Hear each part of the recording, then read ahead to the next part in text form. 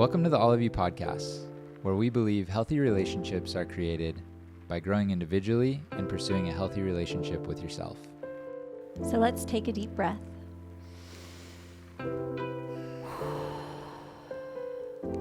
Settle in and grow together. We've officially been doing this for a year. Well, more than that, actually. Yeah, just slightly. We've been public about this for a year. Yeah, we've been producing episodes for quite longer than that, but we put our first episode out over a year ago now. Wild. Mm-hmm. So wild. I think this will be like episode 48, maybe something like that. I think probably. so, something around there. And so we didn't quite hit an episode a week. There were some weeks during the wedding season that we missed. I had to. I tried to keep going. You did, but I couldn't. Yeah, we even tried to like double record so we had extra episodes, but it just got so stressful, and we took a mental health break.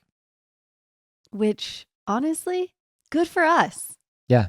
Good for us. Like, the goal isn't more important. The goal of hitting an episode a week isn't more important than our mental health. I actually think it'd be kind of hypocritical if we prioritize the podcast over our well-being.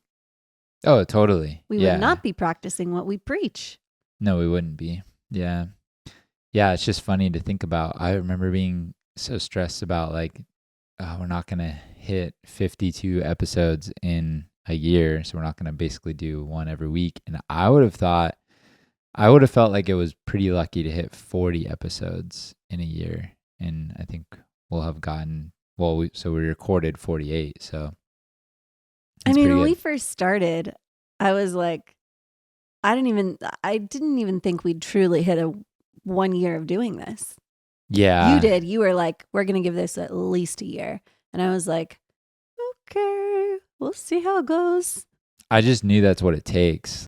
Most podcasts don't hit 20 episodes. So I knew that we would need to give it at least a year to try and see if it's there's something to it. And you just learn along the way. Like, we've evolved so much as humans this past year, but also as just in the craft of podcasting. I used to have to cut out so many ums and likes. I still cut out a lot of likes. I think I'm the liker. I actually stopped cutting them out. I've noticed that. Yeah. So, because I literally was going to say, because I was like, but I noticed that because the more recent episodes, I've been saying it more. Dave does the first draft of edit, and then I kind of proofread edit before it launches. And I was noticing how often I've been saying it lately. And I'm like, there it is. I said it again. Did I pick up the habit of saying it more, or is he just not editing me out? Truth comes out. I'm still saying you're just not editing me, which I think is good for me, because when I see it, when I watch myself doing it, I cringe, and that is what there it is again. That's what forces me to become more aware of it, to work on the habit. Totally. But yeah, the craft is definitely coming to us better. We've grown a lot, and it's fun. So we're still enjoying it, and we're still really grateful for all the support we've gotten along the way. And here we go. I really hope to get to 5 years of doing it. Like, I have no intention of stopping anytime soon.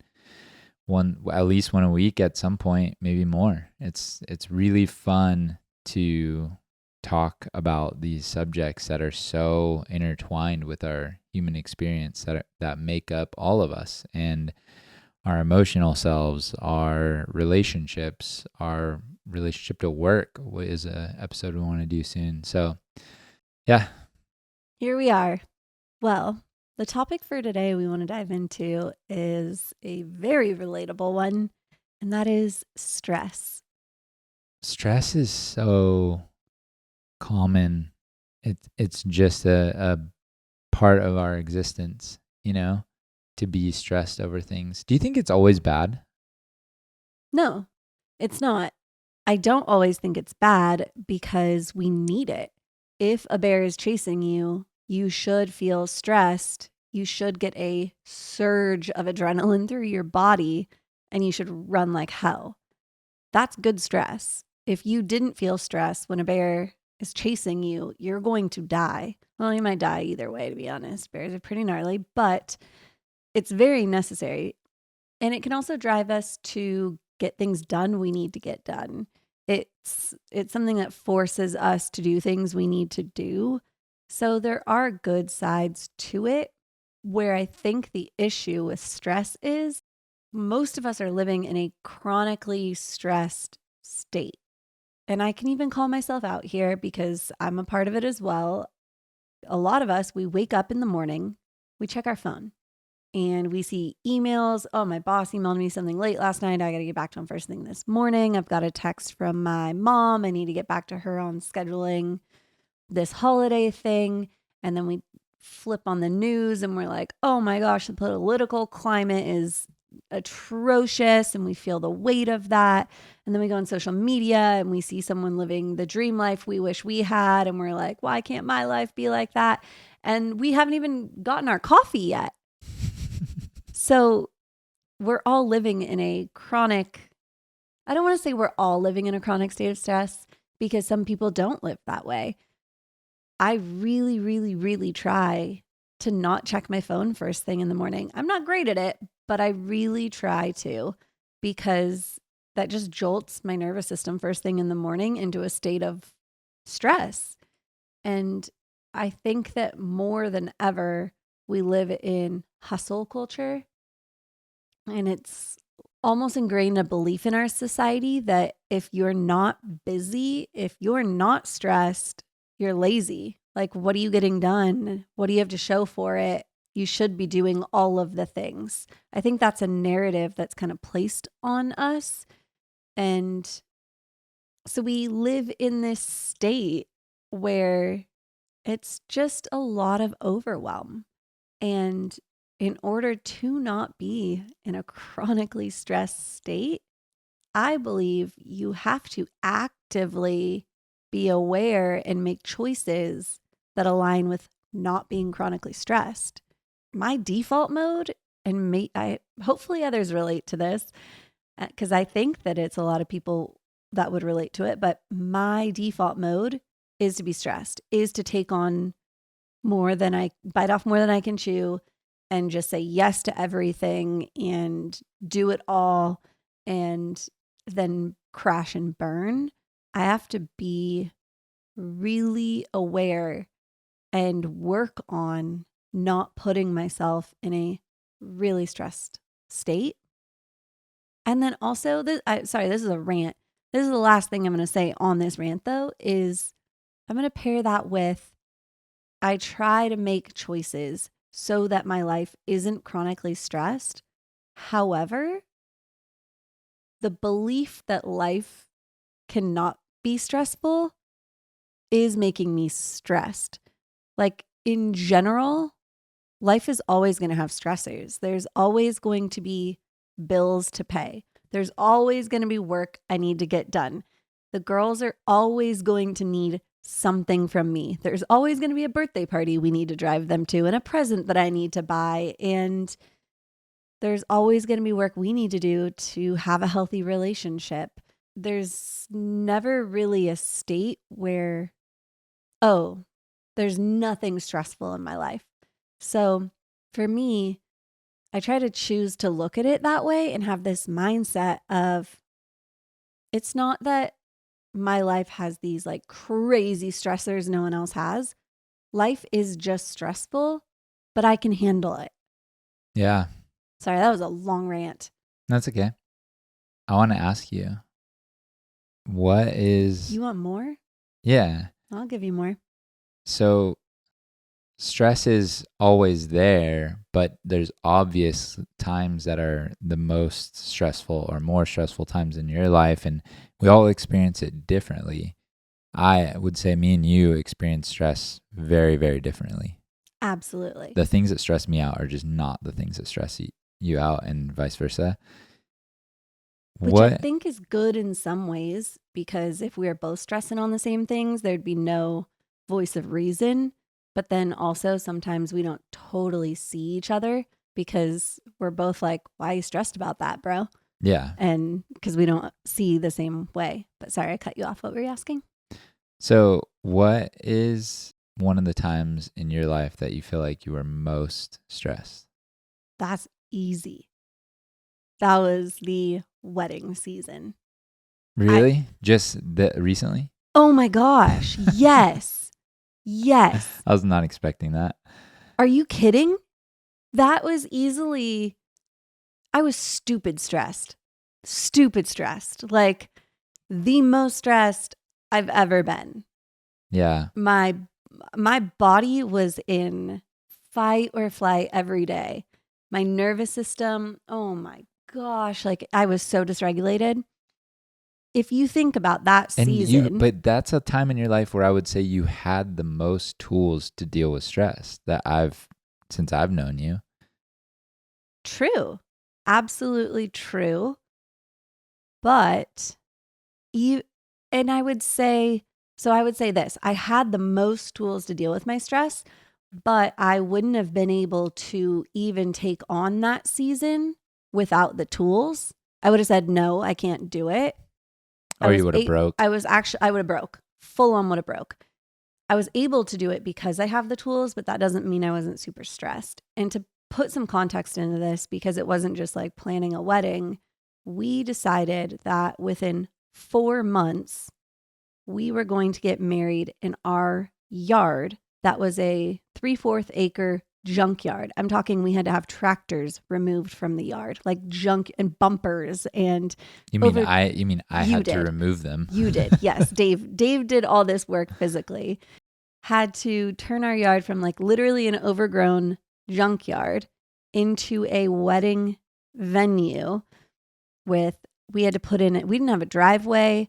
We had to put in turf. We had to completely re-landscape it. It was insane. But I want to know about you. Wait, hold on. But I need to set the table here. I am not done. We also decided during that time we were going to remodel half of our house. So we had the girls in bunk beds in the playroom, all their stuff crammed in there. And our house was half our house was a construction zone. And so Dave would balance between remodeling the inside and the outside. So it was filthy, which I struggle to thrive in filth, as do most reasonable humans. And our house was a disaster.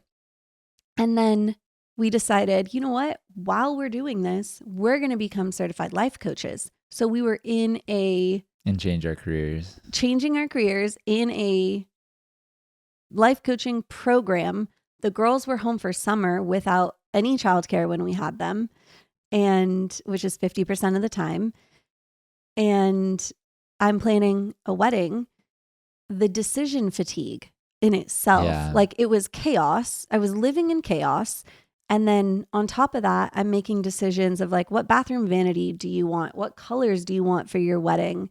What vendors are you going to go with? What flowers? It was 20 big decisions a day. How do you want your yard landscaped? Like, it was bonkers. It was very foreign for you. And on top of that, I'm processing that I'm officially committing to becoming a wife and a stepmom. And then you're dealing with like the relational side of wedding guest invites and hurt feelings and family dynamics. Lots of family dynamics. So, and that was all in 4 months. Oh, and I planned our honeymoon during that time period too.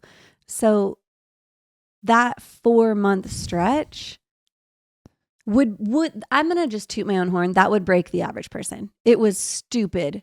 Crazy. Most people wouldn't choose to do it. We were in a unique situation, and I felt like it made all the things align that were our priorities. We were gifted a time in our life where we could really reset our priorities, our life. We called it the Great Reset.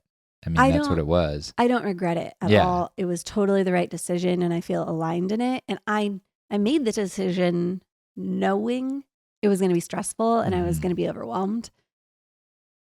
But when you ask what was the most stressful season of my life, that's hands down was How it. do you feel like you handled it well, and what were some tools, and then what things, hindsight, would you have done differently? I handled it well in that I let a lot go. And I chose to not care about a lot.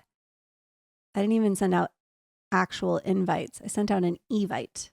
Yeah. I didn't even have like a lot of the standard wedding things that you would have. I just ditched and was okay with it. We prioritized. I prioritized what was really important and let go of a lot of the little details. I didn't focus on those at all. And I think for the most part, I was able to keep a mindset of what I get done gets done and what I don't is just going to be okay and people aren't going to notice. I think I did that well. I meditated a lot during that season. I meditated almost every single night. One, to try to manage stress, and then two, to try to make sure I was aligning the right priorities and decisions. Because I was making so many decisions in such a short amount of time, that became really overwhelming. And meditation helped me to be able to see clearly what I needed to prioritize. And I think I did that pretty well. What I didn't do well is I let the stress and overwhelm it took over to the point where it made decision making even harder. And I look back on some of the decisions that I made and I can think, wow, I would not have made that decision in my right mind. Or that would have been such an easier decision if I wasn't so stressed and overwhelmed. And I think the overwhelm affected my ability to make really clear decisions at times. Yeah, you didn't do it perfectly. I mean, I don't think anyone would. In a stressful time, it's like you're just trying your best sometimes. I thought you did pretty well most of the time, 90% of the time, maybe 10% of the time. I was like walking in a little guarded and kind of scared. But Yeah. I think most men would say during the wedding season they're probably scared 50% of the time. So, Do you think um, that's true?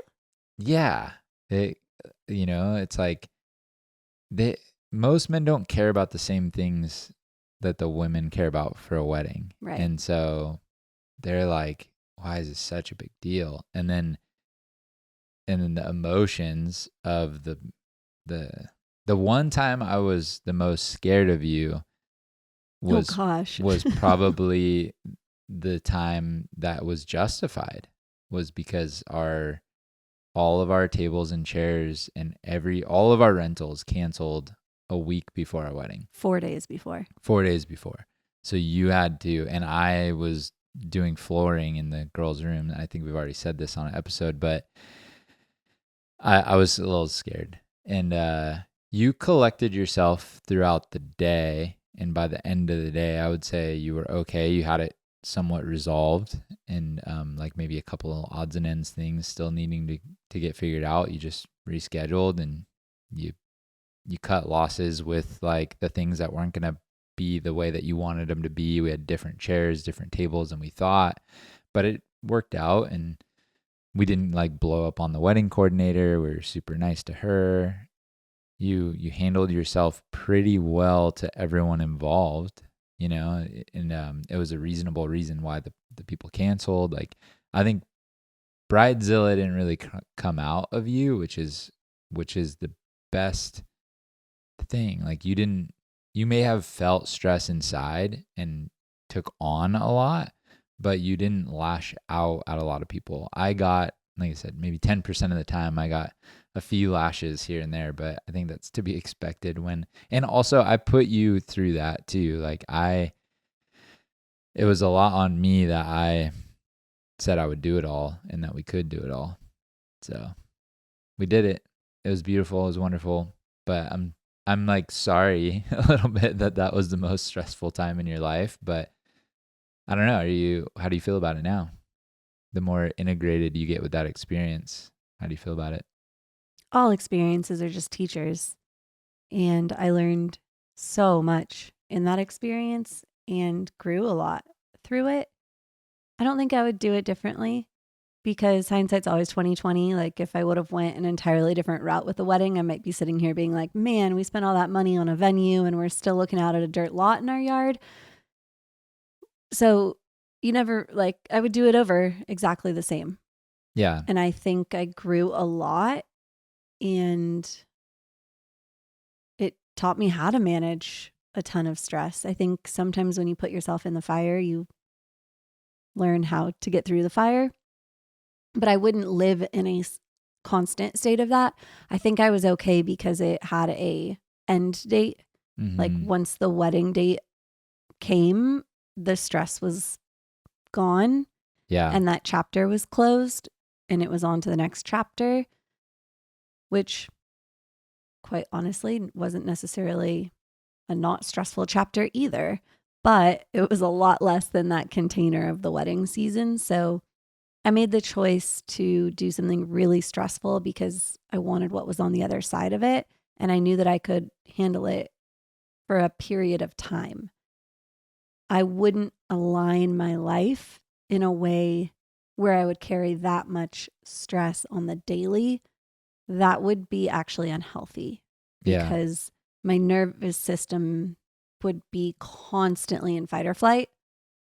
And that chronic stress leads to so many health issues, quite frankly, lack of sleep, and it's just not good for your body. And it's not good for your life. And when you said that I only lashed out at you maybe 10% of the time, I want to be at 0. I don't want to lash out at my loved ones ever. That's my goal. Yeah, and you didn't lash out, but there was just, I would say I had little breakdowns. Yeah, and for our relationship dynamic, everyone's judgment of lashing out is different. You never lashed out at me. There was just times, I would say there was times where I should have left you alone, and I maybe tried to. I think you got a little codependent, to be honest. I was like, oh no, I feel responsible for this stressful situation, so I'm going to come in to try to take care of your emotions. And it was maybe 10% of the time that I tried to do that, I realized, oh no, I should not be caring for your emotions too much right now unless you are asking me to and need support. But if I go in and I poke the bear, it's kind of on me. That was crazy time, but I'm really proud of you for how you handled it, for how you got through it, and for who you've become through that stressful season. Thank you. What would you say was the most stressful time of your life? I would say the divorce for sure. Just resetting, just the amount of life changed so quickly. Plus, in my situation, I had just got promoted from a manager to a director for my company, which I had only ever managed a team of 8 people. And then I went to managing 3 managers and 40 people. And so it was very 3 managers underneath me who each managed 12 to or so people. So it was very stressful. And then that team quickly grew to 75 people while I was going through the divorce. So I was hiring like crazy. It was work was really stressful, and I had to figure out how to move and just grieve the loss of my house and things, tons of other relationship dynamics. So it was just really, really unsettling, and I had no tools. So right, you were in that season having done none of this work. Yeah, so it broke me because that's the difference. I think, there's different types of stresses in life. There's self-inflicted, like we decided to remodel the yard and the house and get married here, and we just decided to change our career paths because it aligned better with our life and what we wanted and what we wanted to do with our time and energy. Hey friends, wanted to interrupt you really quick to let you know that if you're looking to go deeper into your healing journey or just want support, I offer coaching services for women and Dave coaches men. So feel free to go to the link in our bio and book a call with us. We'd love to meet you. And if you're enjoying this episode, please tap that subscribe button. And now back to the show. So those are all self-inflicted stressors. And then there's stressors that happen because of just life, like sickness, illness, natural disasters. And then there's stressors that are like self-sabotagey, that because of your lack of growth or lack of ability, you can lose relationships and things that you make wrong decisions in your life. You go to work for a company, you take the wrong job working for some boss that's not going to treat you well, and then all of a sudden that company goes under. Like, just things happen, right? Or you have to leave that job. I think the divorce was a lot of realizing my own flaws at the same time as life situations happening, and also career was growing. So it was just like a complete midlife crisis almost, but not by choice, but just by nature of not knowing how to care for relationships, not knowing how to manage relationships, not understanding relationship dynamics or emotions.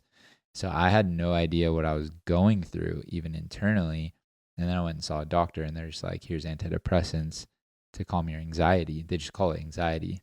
When people don't understand emotions, they just call it anxiety, because there's so many underlining emotions that cause anxiety.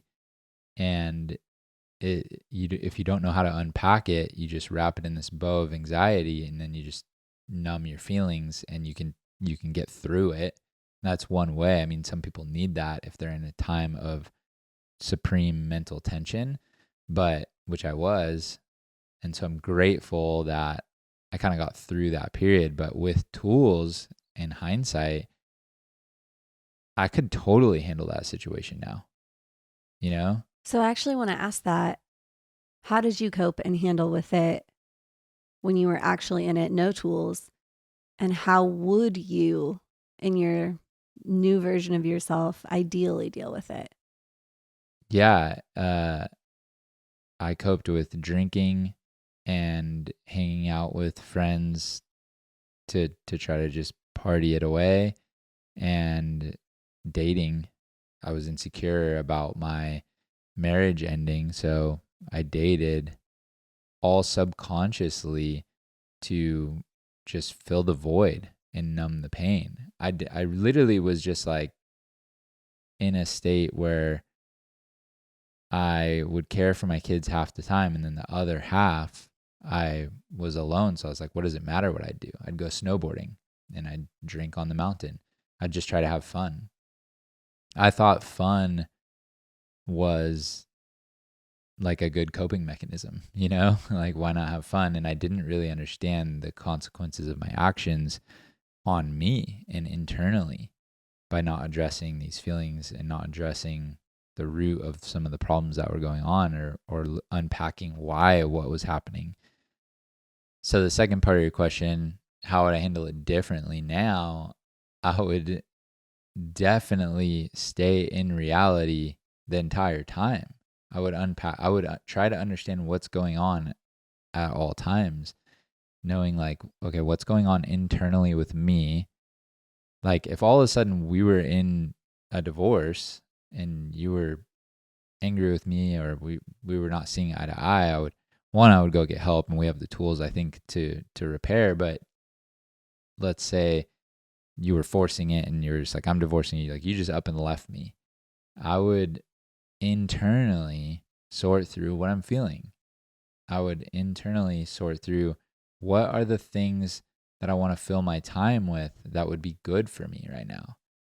Do I want to lay in bed all day? Do I want to go drink the pain away? Like, I quite possibly would want to do that, but I would know that that's just prolonging the pain. Like, it's prolonging the healing process. So if I drink it away for 6 months, then 6 months goes by and I haven't healed the pain. So like the number one question I would go to date when I would go to date someone, and I think you asked me this when I went to date you, was like, have you healed? Like, have you healed? Like, are you basically, You are, good, bro? yeah, you good? Are you recovered? And to me, that question is, have I repented for the things that I have done wrong? And when I say repenting, I mean like admitting to myself, to God, to just really myself internally, like these are the things that I'm not happy with some of my life choices, and I'm turning away from that to show up differently now. And when you do that, somebody's like, "Oh, okay, cool. You've changed. You've learned from your mistakes. Great. That's even better. That's even more secure than not having made the mistakes in the first place." So many people are more will admire you so much more if you've made mistakes and grown from them than just having not made them. Not only that, I actually, as someone who married someone who's been divorced, it would have been a massive red flag to me if you would have said it was her fault. Yeah. I would have been like, okay. That's the Nah. easy answer, and it just doesn't tell you anything about me. Mm-hmm. It tells you about someone else, but it's like if you're going to date someone, you want to know about them. Like, what's their story? So how would I show up differently? You know, I would quickly address the issue. I would quickly address, like, how did I show up poorly? What are the ways that I want to change about myself? What are the learning experiences here? I would journal it. I would go deep inward. I'd probably go, instead of dreaming about some snowboard vacation where I party like crazy and get to do some singles hangout, I would go to some inward retreat, some meditation retreat or something where I can actually sit or just take some solitude in my own home. And if I lost my home, I would grieve that loss as well and just quickly, try to get myself into some safe place that's not permanent.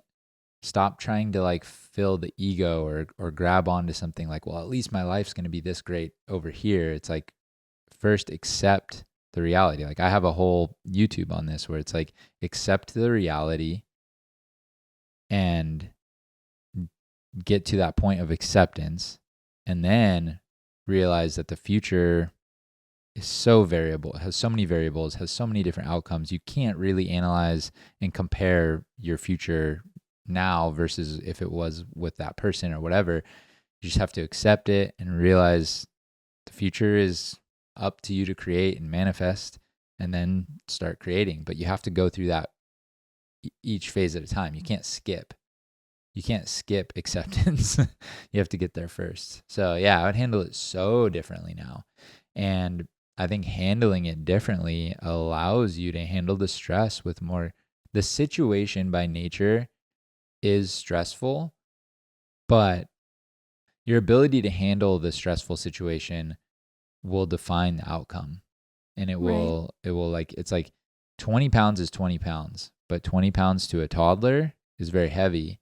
20 pounds to a grown man is not much at all.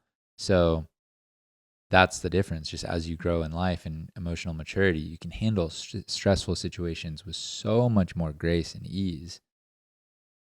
Yeah, what I think is really interesting here is both examples we gave were stressful seasons spurred by like an event. Yours was the divorce. Mine was the remodel wedding. So there's an acceptance there that comes with what I'm going through in this moment is stressful. And not just this moment, in this season, in this trial, let's say. I think that's probably a better word. But then there's also everyday life stress where there isn't a looming one thing, but we're like chronically stressed. Do you think the approach to managing stress is the same when it's a chronic everyday stress versus a trial that you're going through? I do, because it's an acceptance. It's there's this acceptance stage of where you're at. So let's take someone who's dealing with a chronic problem of financial stress in their life, and they can't seem to ever break free from this financial stress. It's funny to me because take somebody who makes 50 grand a year and take a lab result of their stress levels, right? They may or may not be more stressed than somebody who makes 200 grand a year. And the reason is because we put ourselves in situations that are stressful, and then we just accept the stress. Like you were saying, you get used to stress. It's almost like some people are just prone to almost enjoying stress. Like they don't understand it. Not like life is inherently stressful, but some people kind of crave stress, and they think their nervous system is so attracted to stress that they think stress is good. And I think that nervous system awareness is like the key to that. Just understanding if are you actually stressed, or is your situation just stressful, or what? Like you have to accept it and break it down. So I say all that to say the chronic stress of financial situation plagues all people that have very differing financial states, right? How's that possible?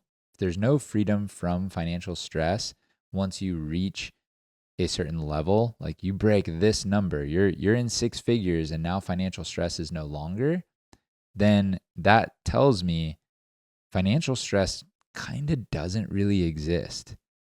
It's just how you perceive your situation. And Wait, that didn't really make sense to me. Because you just said if you hit six figures and now you're not financially stressed, then financial stress doesn't exist. No. If you hit six figures, like there is no breaking number, is what I'm saying. There are people that make 400 grand a year that are so financially stressed right now. Right, because they get the bigger house, the bigger cars, Yep. the more kids, and all of a sudden 400 grand doesn't cover the bill. Yep, exactly.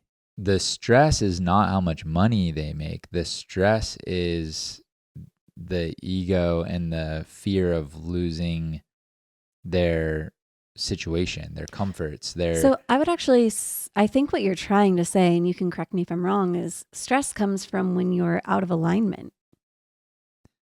Kind of. Yeah. I mean, yes, it does. But I just think, yeah, like stress is kind of self-inflicted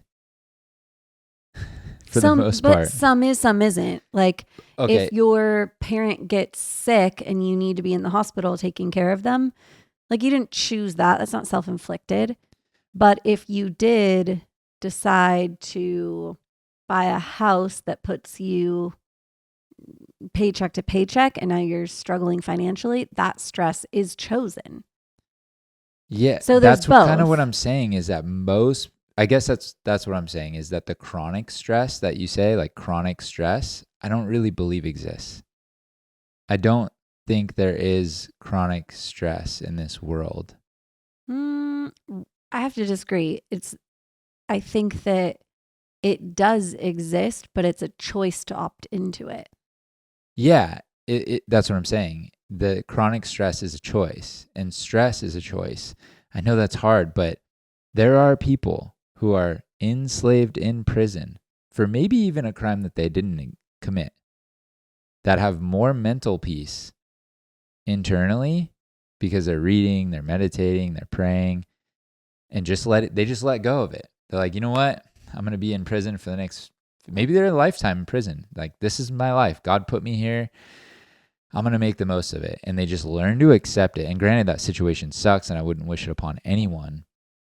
But the acceptance and the just surrender to God and just what it is more mentally equals more mental peace. And there are people who are making $400,000 or $500,000 a year or millions of dollars a year that are chronically stressed and not enjoying their life. So that just shows me like stress is a choice to opt into or not.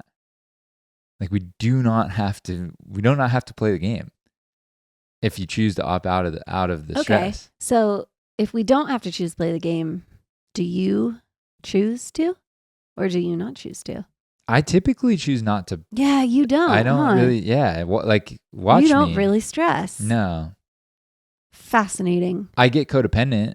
Yeah, you do. And that's my struggle. Like if people around me are really stressed, I'm super sensitive to energy, and so when people around me are really stressed, it kind of stresses me out. But because you feel like it's your responsibility to like carry their burden. Yeah. But leave me alone, I'm typically not stressed. Like my natural nervous system, and that's not from birth at all. I grew up with crazy anxiety. I went through some traumatic events. I then went through divorce in my adulthood. I was not chronically calm, and I still had maybe a slight calm outer appearance even when I was but my internal world was a disaster. And so I can say that I actually just hit it well, but I wasn't, this isn't like a God-given gift of not stressed. I would say this has taken the last few years of meditation, healing, and going inward and sorting out how I feel about certain things. Like if we lost this house, I would be so bummed. But it's all perspective. There was a time where I didn't have this house. So like this isn't a given. Like fires happen, like things. So I want to ask this then, since you are the resident not stressed person, and Lord knows I can't say that. Working on it, but can't say that.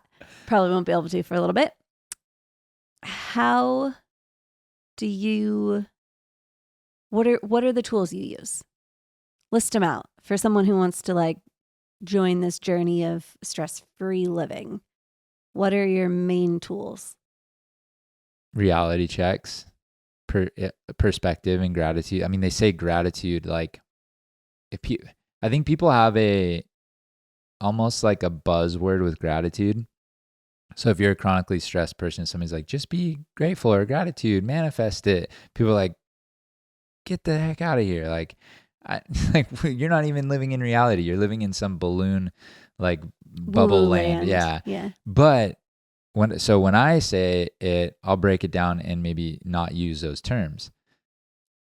It's reality checks and perspective. It's a state of mind where you're understanding that this world is temporary. If you're not accepting of the main like fact that this life is temporary and that we are living a very temporary life, like you kind of just have to get comfortable with that.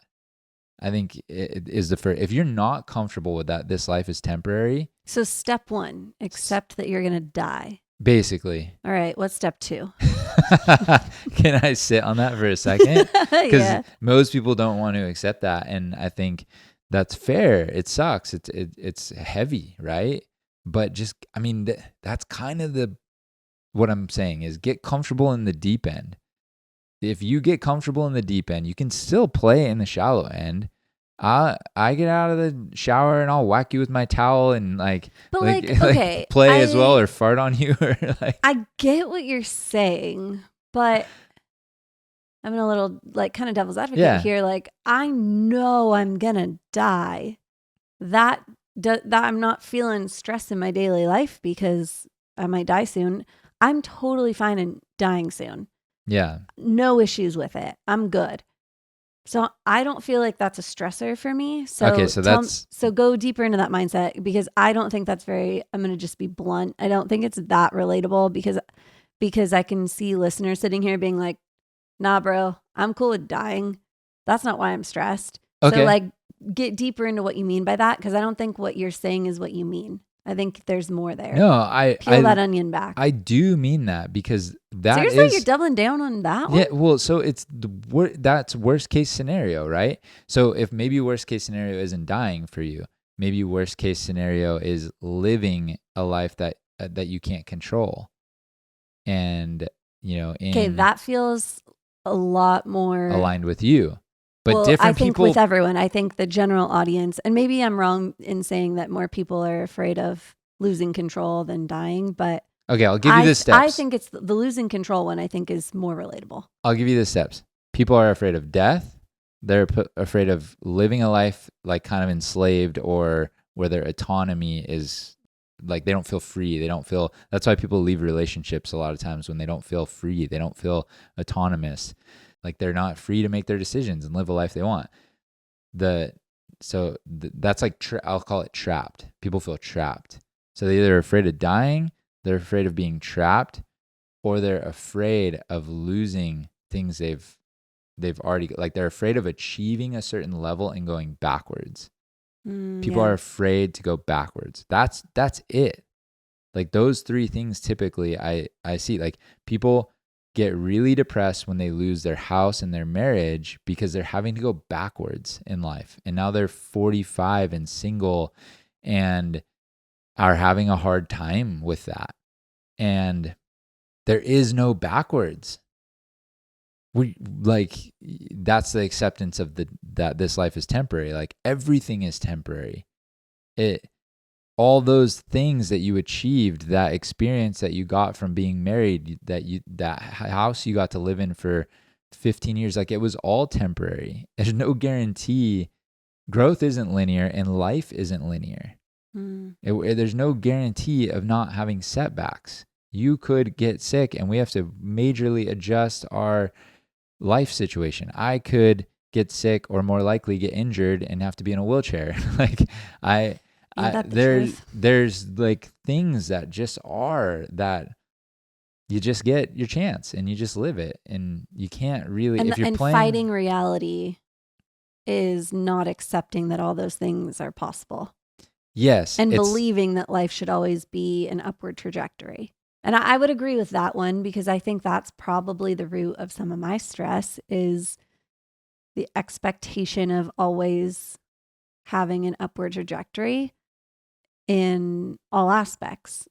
And taking the risk to change our careers meant losing the upward trajectory momentarily of our finances. And that was that was so stressful to me, but it didn't need to be, because nothing really changed.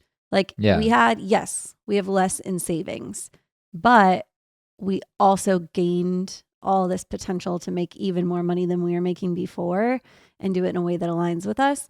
But the illusion of having less in the bank made me feel like we were moving backwards, not forwards. And that was very unsettling. So that one I can relate with. And I've had to do a lot of work around that. And I think part of that is just my financial triggers too. But that one I think is relatable to people. You don't want to switch careers in your 30s or 40s and start at the bottom because it's embarrassing and humbling, even though you're miserable, or take the financial cut that requires that because you're used to a certain lifestyle. Or so that one I think I can get behind that. Here's how I see it. It's like watching a video game. You're playing a video game, and the player, you're playing with a bunch of players, and there's a player that acquires a bunch of tools and swords and food and all this stuff, and then goes and puts it in a cave and is like guarding it and is scared to come out and play the game because they're afraid of losing all the things they've acquired. So they just sit in the corner and they're just there. They don't ever play anymore. They're just scared to lose what they've acquired. And that's how most people, I believe, are living this life. Like, come outside, leave your stuff in the cave. If it gets stolen, it gets stolen. Come outside and just breathe. Take a fresh breath of fresh air. And believe me, I've tried to guard the cave the first 30 years of my life. That's what I spent doing. That's how I acquired so much so quickly, and was like, I was trying to acquire and hoard and protect. But for the last like 5 years, I've been coming outside, I've been taking a breath of fresh air, looking at the beautiful view, and I realized I wasn't even living before. I wasn't even living. I wasn't enjoying my kids. I wasn't enjoying any of it. So all the partying and all the coping was because I really wasn't enjoying real life. So I had to get drunk to try to enjoy it, because I had to relieve the stress. I had to take the edge off first. I've just let go of the edge and just go, if whatever happens, happens. You got to play the game. And it's going to be a wild ride. I have no idea what it's going to look like. People are afraid of the uncertainty, the unknown, and they're afraid to lose their ego. I've already lost my ego so bad. I don't really have a lot left, to be honest. Like there's not a lot of ego. Like I asked you the other day, I was like, what more can I give up? Like I don't even know. And I'm sure God's going to show me something. It's probably sugar. Yeah, I have been though, quite you a bit. have actually given up sugar. Yeah, I've been really trying to just give up like all vices, all coping mechanisms, and just enjoy the natural state of this being, and just try to live life at more peace and in more play. It's kind of fun. It's hard. It is hard, but it is kind of like, it is more, I'd actually say it's more exhilarating here. It's like scary. Like it's a little scary, and that's exhilarating. That's fun. Yeah, it's fun to enjoy life. Yeah, you've done it too. You're acting like I'm the one that's given up all the stress, but you've been on this road for quite some time.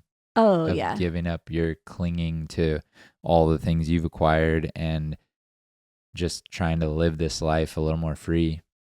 100%. Yeah, I've given up alcohol. I've given up weed. I've given up financial stability, which was something I really clung to. I've given up a lot of my ego, especially around telling people that I coach women. Like I used to be embarrassed of that a little bit and think like, what are people going to think of me? And now I can step into it and be like, yeah, this is what I do. And ego around being vulnerable online and other people's opinions of that, I've had to give up. A lot of things. Yeah. I think a big one for me was failure. And this is like a little bit of a rabbit trail, but I had a belief that this could fail. The podcast. Mm-hmm. The podcast could fail. And then what would people think of me? They'd think I'm a failure. And I had to fully release that and go, it's not about what the podcast becomes. It's about what I become. And the growth in this will never lead to failure. And like reframe that in a way where I'm not stressed about if we decided we didn't want to do this anymore, or it wasn't successful enough and we gave it up, I'd be completely content with that and be okay with what it was and not see it as failure. So I think I actually would say I've just given up a lot of old beliefs that kept me stuck, and unlearning those beliefs that kept me stuck relieved a lot of stress in itself, because a lot of my stress was self-induced. Thinking I had to have a certain amount of money in the bank account to feel safety, and feeling stressed when I didn't have that amount in the bank account was an absolute illusion, because I can go make more money any day. And the notion that people say like getting a job is so hard, I just don't even believe that. So it eliminates a lot of stress, because my internal belief systems are set up in a way to eliminate self-induced stress. And when I find belief systems within me that create more stress in my life, I question them in order to alleviate stress. And it's so cyclical, because then you're not as stressed, and therefore you attract more people. and are more attractive to hire. Like when Well, you yeah, because the vibration of stress is so icky. When you feel someone's stress coming off of them, you don't want to be near it. Like, Mhm. and I know that sounds funny to those that are not into like the vibes and woo woo stuff, but just boil it down. Think of someone in your life who's always stressed and what their presence feels like when you're around them. It's not someone you want to be around all the time. It doesn't feel good. Someone who's just feeling free, you want to be around that person. They got good vibes. Vibes don't lie. You want to be around the good vibes. People who, and so when you can actually rewire your thoughts and your beliefs to be less stressed, and even for you, that could be being okay with dying, like whatever it is that is keeping you stressed. If you can rewire it in a way that you don't feel the stress, and I think that goes back to the mindset work you originally talked about. A lot of stress is in our mind, and then it's also in our habits. So change your mind around the beliefs that are keeping you stuck in a stress loop. Change your habits that are keeping you stuck in stress, whether that's saying yes to too many things when you don't have bandwidth and then you're burnt out and exhausted. Learn the art of saying no, or the art of setting boundaries. So, or if your habits are waking up and turning on the news and feeling so stressed about the state of the world, I'm not saying you have to be ignorant to the political landscape, but limit it. Don't do it first thing in the morning, and don't do it every day. Maybe do it twice a week. And just those little tiny shifts, watch how your shifts shift your stress level, and then add in the next best practice in and do it like one after another. And I think that would be my solution to managing chronic daily stress. I guess to boil that all down before implementing any of what I just said, number one, figure out what's stressing you out. Why are Mhm. you stressed? And then attack the problem.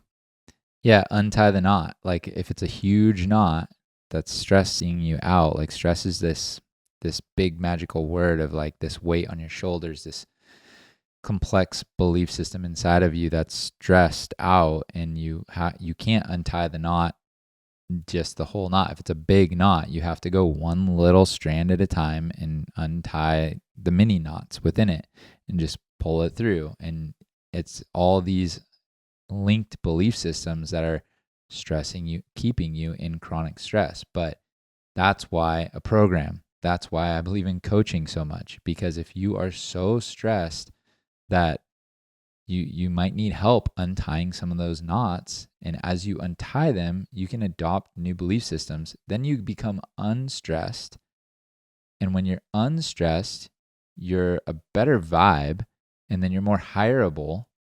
And then people see that you can actually handle stress well. So then you get into leadership positions because you're a person that handles stress. People used to ask me all the time, how do I become a manager? They were like hardcore workers, like anxiety ridden, like every task on it, on it, on it. And I'd be like, I can't give you a manager position because you don't handle the stress well.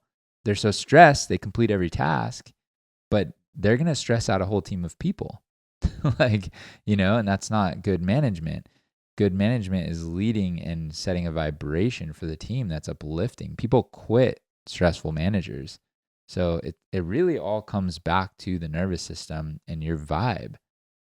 A good vibe attracts. A good vibe is hireable. A good vibe leads well and creates a safe, psychologically safe environment in the workplace.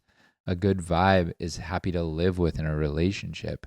A good vibe is better to be around in, family members and stuff too. They're not like crapping on ideas because they're like afraid for you that your idea is not going to work out.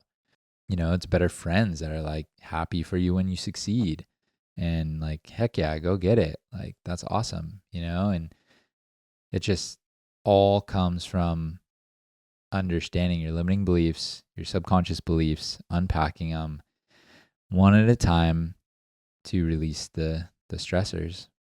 That's the work. That's the work right there. Yeah. If anyone's listening to this super overwhelmed and you're really stressed out all the time, I just want to say it's okay. Like, it's normal. Society has actually ingrained in you that should be your baseline. Yeah, there's no But we shame don't in believe it. society around here, but Yeah, there's no shame in it, but you can get out of the rat race. And it's not it might be your side hustle, it might be making more money, but you can always put it on something. You just have to you kind of have to unlink the belief systems of the rat race to get out of the rat race.